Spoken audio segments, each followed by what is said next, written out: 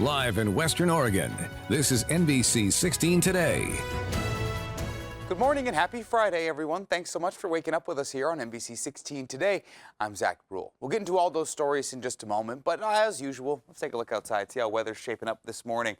It's a calm start to the day. Once again, in these early morning hours, not seeing a lot of activity. Hyatt Tower Cam showing you evidence that it's been pretty calm. Not a lot of water evident on the roadways, because we haven't seen any moisture in the past couple of days. One thing we are seeing is a decent amount of fog along the I-5 corridor.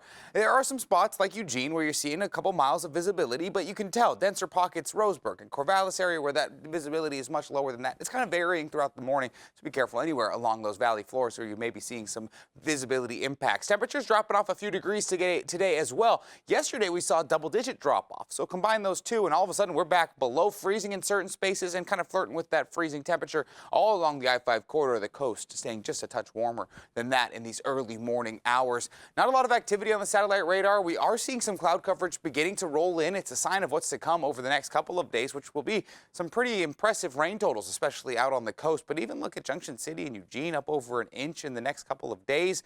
But really, the south coast going to be hitting the most by this system over the next 48 hours or so. Cloudy conditions throughout the region today, with temperatures staying just a touch warmer overnight. Now let's head out to the roadways. Check in with our live shot buddy. Where is he this morning? Giving us yet another look at traffic, this time from downtown Eugene, driving along 6th Avenue. Looks like I said, road conditions looking pretty dry as he heads, I believe, eastbound on 6th Avenue this morning. I guess that's the way that road goes. It is a one-way road after all. Anyway, dry roads with cool temperature conditions out there. Now, certain spots where you're in that fog, be careful of your bridges and overpasses, as that fog may turn into some slicker patches on those roadways without the base insulation underneath them. No vehicle accidents to report, no delays slowing you down thus far in Western Oregon throughout your Friday morning commute. I think LSB will consider that a thumbs-up day out there on those roadways here in Western Oregon. Thanks, buddy. Lawmakers in Salem are considering the Fair Energy Act. That's a bill which aims to protect consumers from sharp utility rate increases and increase transparency from those utility companies. Some energy providers say the bill would have unintended consequences for the public. Vasily Varlamos from our Salem Bureau Station has more from a public hearing on the bill. The Fair Energy Act would make the Oregon Public Utility Commission weigh the economic impacts of a proposed energy rate increase if it results in a 2.5% increase to the utility's revenue.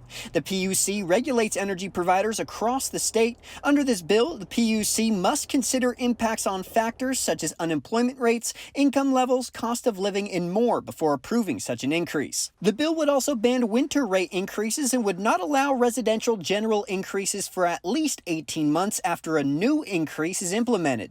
It also hopes to improve transparency from utility companies by requiring companies to provide annual breakdowns of cost categories impacting consumer rates. With this transparency, we'll have a better understanding of what the rate increases are going to be with regular reporting, but also what it's going to. Energy provider representatives say the bill is well-intentioned but fails to take into account the ability of companies to recoup money spent towards future projects if something happens out of their control. When we make investments, usually these large investments, we're planning out multiple years in advance. And so there's no way for us to know at the time that we commit to that project that 6 years from now the economy may be in trouble. The public hearing will continue on Tuesday. I'll keep you updated on the status of this bill. In Salem, I'm Vasily Varlamos. Back here in Eugene, the Whiteberg Clinic has announced a new interim executive director 2 months after the nonprofit closed down its front rooms department, which provided services to some of the area's most vulnerable communities. The clinic announced on Thursday that Amy Marquardt would be named to the position. She worked at Whiteberg for close to 18 years. She succeeds Jeremy Gates. Now, the nonprofit said in a media release that Marquardt is, quote, a tireless advocate for the vulnerable Lane County residents that Whiteberg serves. She will become the first female director in the organization's over 50-year history. A sense of loss rather than anger after 2 metal plates listing the names of veterans from World War II were stolen from a local church. Now, the 2 plates were part of a 5-piece display located at the Memorial Park at the Bethesda Lutheran Church in West Eugene. They contain the names of dozens of veterans, some of whom were killed in action.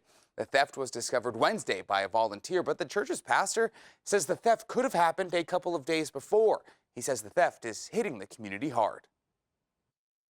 This kind of a loss strikes a different chord. You know, it hurts people who care for veterans, who are veterans, and it sends a different kind of message, or it just hits different. And so this is a real a new one in that sense.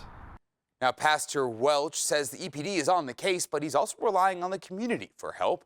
And the church is offering hundreds of dollars in reward money for information that brings those plates back. If they are not recovered, he says they will be replaced.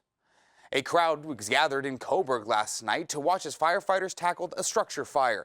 However, in this case, the fire was planned as part of a training exercise for volunteer firefighters.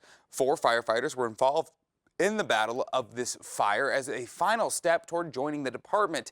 The exercise is to give the volunteers an opportunity to practice necessary skills like search and rescue, ventilation, and fire exposure protection. Coburg's fire chief explains why a live burn is so important to the training. It just gets their hands on stuff, make sure they can handle the smoke, the heat, make sure they're not claustrophobic, all those things put together. And then we can run through all the parts of the fire versus, we can put out the fire, overhaul, and do all the parts, strategy and tactics, instead of just using a metal building, for instance, that has no fuel in it. Once a year, Chief Minter says they try to get one acquired structure for the training. The public was invited to the burn in hopes of getting more volunteers interested in the fire department.